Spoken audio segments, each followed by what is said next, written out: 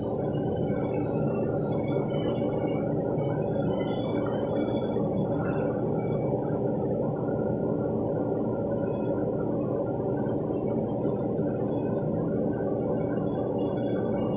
pumpkinpatch.avi, things get a bit interesting. He goes outside to see the signs are gone. Simulation.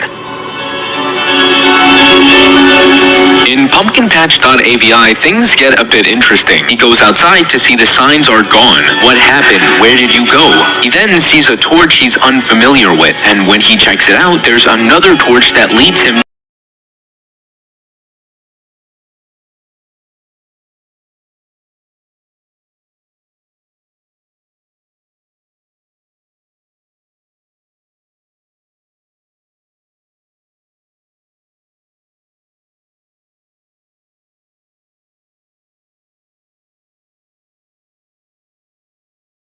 the video's description. We're given characters to a YouTube video by The Palladium from 8 years ago. The video is named 28 Pumpkins. The comment section has The Palladium and Andrew replying with the number 28.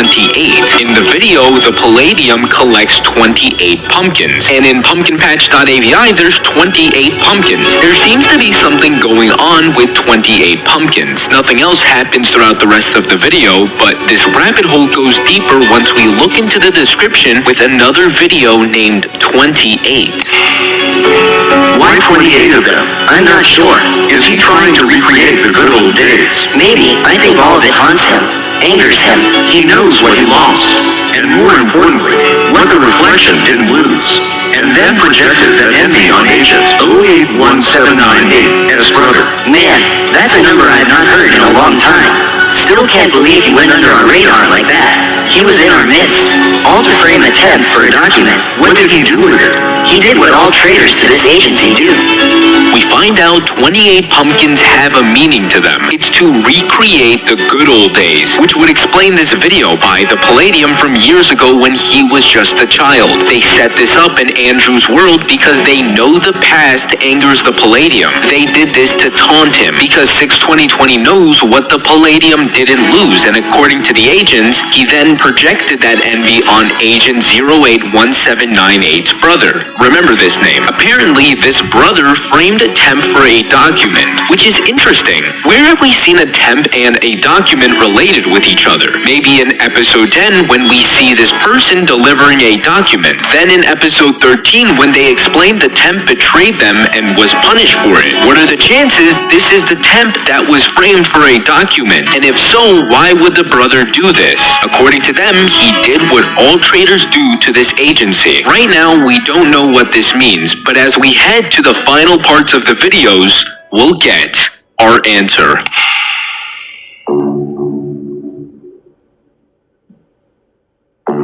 Andrew opens his chest to see the item. I never go into detail about this strange item, but all we need to know is that they give this to him because it's the one item that can help him escape this place. He grabs it and begins heading out. They start trying to take control of Andrew, like he's doing something he's not supposed to, but Andrew fights back. Moments later, he arrives to the world border. When he tries to interact with it, he gets pushed back, so he decides to walk up to it with the item in his hand.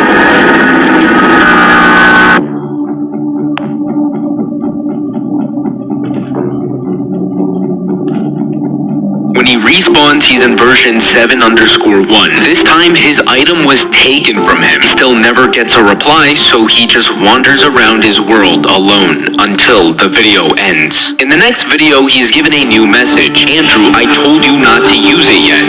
He enters his cobblestone dome, and it seems to have changed. There's black wool inside and a black block with red text on it saying, Welcome 072216. He checks it out, confused for a bit before he ends the video. This item was Andrew's only hope in escaping this simulation, but once he decided to use it when he wasn't told to, it crashed his iteration and they had to make a new one, which caught the attention of 6/20/20 and he saw that he had something he wasn't supposed to have. This could mean Andrew lost the only thing that could help him escape, but we'll have to see what happens next. These next 3 videos will be into one big video because we're given context to a lot of things. Did he ever get that document? The one for the project. Yeah, but Tim was supposed to deliver it to the project room by today. It should be here. I don't remember seeing anything in the logs. Oh God, that's how we get compromised. Do we tell him? I don't know. I will. Okay. Where is the death? What do you need? I talked to 62020. He said that the temp should be placed into that broken iteration as punishment. But that version is extremely broken. I don't think he understands that doing that could create another anomaly. Just do it. Orders are orders. Alright, fine. You bastard. You purposefully withheld the key for the project room from the temp, didn't you? So the temp would misplace the document and you could frame him for being a traitor and retrieve the document. Do you know what they did with him? They put him in a broken iteration of the program. He's gone too. He got punishment he didn't deserve. Also, you could get what also you didn't deserve. As if Alexander deserved his punishment. And what are you going to do? Report me. He won't believe you. Nobody will. All this time I've been trying to keep the iteration and the subjects in order. You've been distracting me. Where is the damn document? It's gone. What do you mean it's gone? Where did it go? You know, I especially wanted that document for a reason. Documentation on breaching any iteration through a normal .jar file. Brilliant. Be very careful with your next words. I didn't want them for myself. I gave them to someone we are brainwashed to think is the enemy. The reflection sends his regards. What happened to 102117? Forget about confidentiality. There's no reason to protect Nick's identity anymore. His name is Nick. Yeah, you know who that is, right? Who? Agent 081798 from years ago. Alexander's brother. Wait, what? Alexander. The Eye watches everything. His first victim. Now it watches unceasingly. That's why it's the only thing he fears.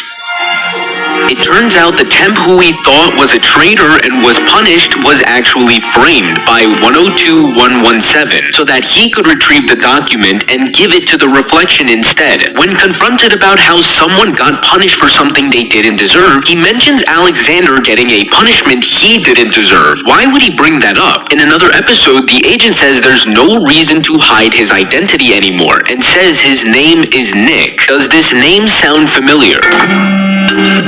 Hey Nick. Oh Nick. Nick knows Alexander. Not only that, but we also find out they're brothers and Nick was referred to as Agent 081798 from years ago. That's why in the Pumpkin episode when they said 62020 projected that envy on Agent 087198's brother, aka Alexander, Nick knew his brother got an unfair punishment and realized that the reflection wasn't the enemy, which is why he says someone we are brainwashed to think is the enemy. It's interesting to see if Nick will play a role in helping Andrew escape, but as we get closer to the end of the series, we'll hopefully get an answer.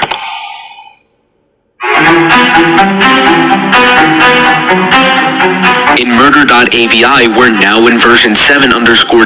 Andrew heads outside and things have changed. We're presented with 4 new characters. We see the blue and green wool, but next to them is a magenta wool. Then there's a red wool and a pink wool with a skull on top. And over to the left is a cyan wool with blocks above it. When he stares at it, the screen goes static. At first glance, it's hard to understand what's happening. We've established that color text depicts certain people, and in this case with the red block, we're looking at the red text, which we know is 62020. He's standing next to a dead body. We can assume the red fence sticking out is his bloody hand. Who's someone we know that 62020 has taken the life of? That's right, Alexander. This area seems to be telling a story. These 3 people watch 62020 murder Alexander. Although we don't know the names of these blocks, I'm certain this cyan block is the Palladium. When the screen went static, notice how the blocks are covering the moon. This static is supposed to tell us something is going on.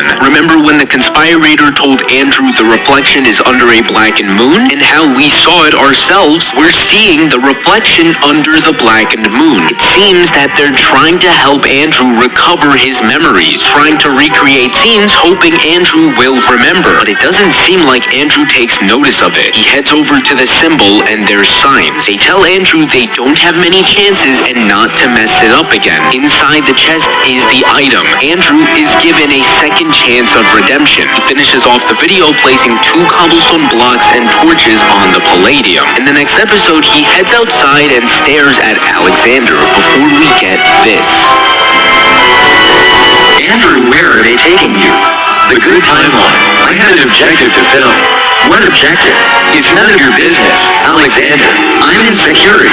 You have no right to withhold that information from me. Why are you going to that timeline? To prove the reflection. I'll see you around then. I need to know what's in that damn room.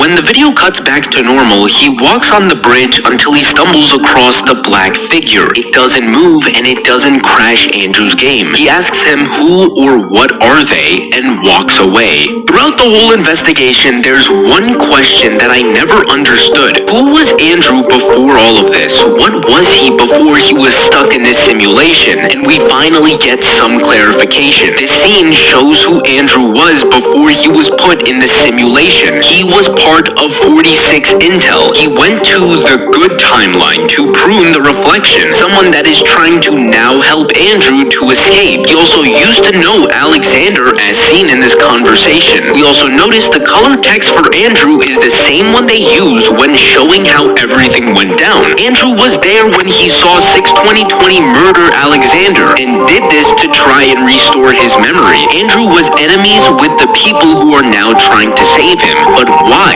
Alexander's brother mentions that they were brainwashed into believing the reflection is the enemy. Doomstriders understand that the people against them are only against them because they've been brainwashed, and Andrew must have done something in his past to make 6/20/20 angry and punish him to put him in this simulation. Everything that's been building up is to help Andrew remember who he used to be, and in the next episode, Andrew will start to remember everything.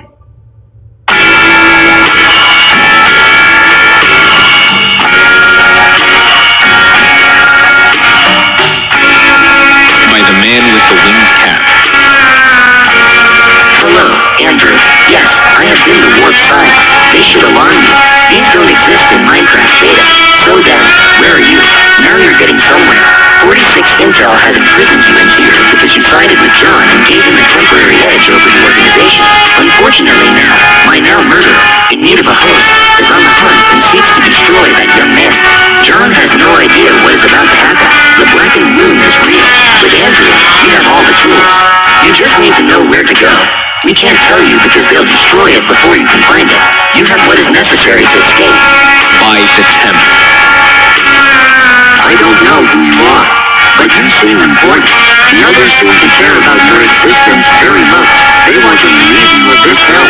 I'm sorry for the flames I have wrought. I wanted to get your attention because the others either couldn't or chose not to.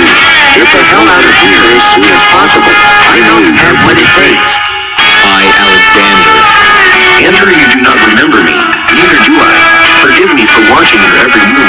Forgive the others for attacking you. They do not know what they are. You remind them of the group you once swore allegiance to. The group that stripped them of their lives. I know what I am. I see. I watch unceasingly. John fears the abomination he's brought into this clearing. But that man is not the John you know. This is a different man. Looks just like him, but has no pretty garden or pretty house. By Nicholas. 072216. This is Nicholas. Stay here. There is no more truth out there than what is in you.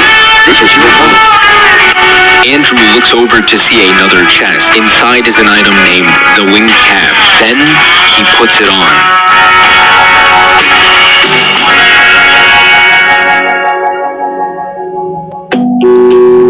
We find out the warp signs has been by the man with the winged cap all along, a name we've seen before, although we don't know much about them. We find out in Andrew's previous life he sided with the Doomstriders and gave them secret information, which is what caused 6/20/20 to imprison him. The moment Andrew put on this item is when he sees the truth. There's a few frames that showcase all the events that went through Andrew's previous life, like this one, which is the clip we saw last episode. Andrew understands that he's in a simulation. With the information given to him, all he has to do now is escape.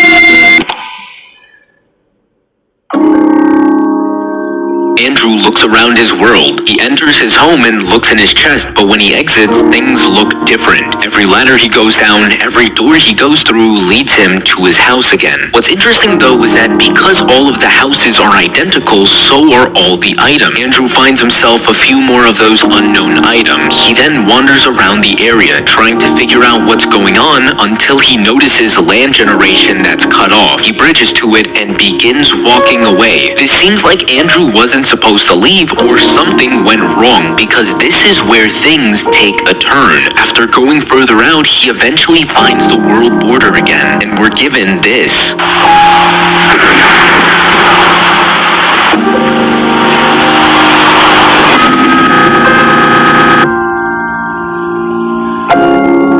Andrew respawns and the world border is gone. This is what they meant. This is what the item was supposed to do. He's going beyond the simulation. This must be the second layer the agents were talking about that prevented them from reaching the reflection. But Andrew still isn't out yet. He begins going further out the simulation and the version starts going crazy. He respawns and he's in the version we saw all the way back in the first episode. It then changes to a bunch of 46s. It seems 46 Intel is panicking, trying to change the versions to control Andrew, but then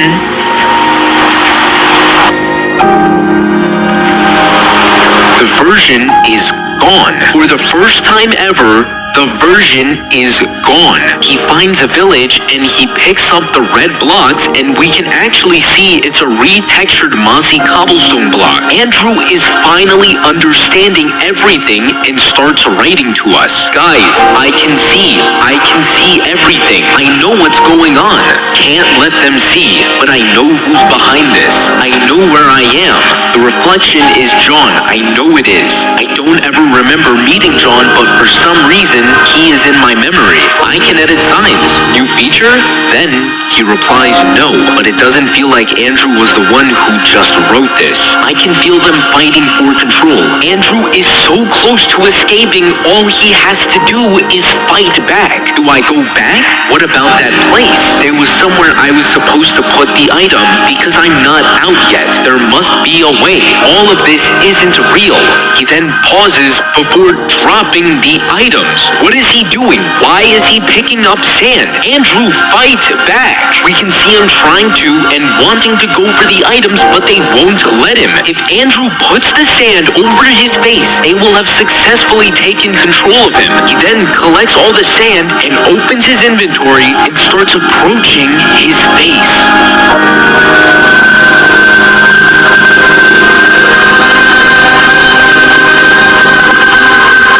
They take full control over him and take him back to the simulation.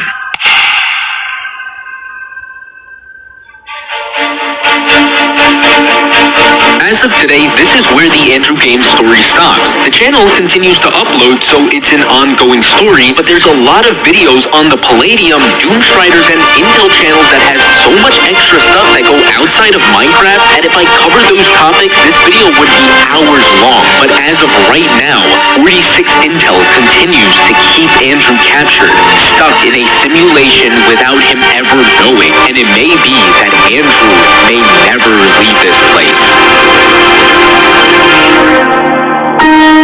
But that doesn't have to be Andrew's story. I'm certain that one day Andrew will escape. They'll free him of this place.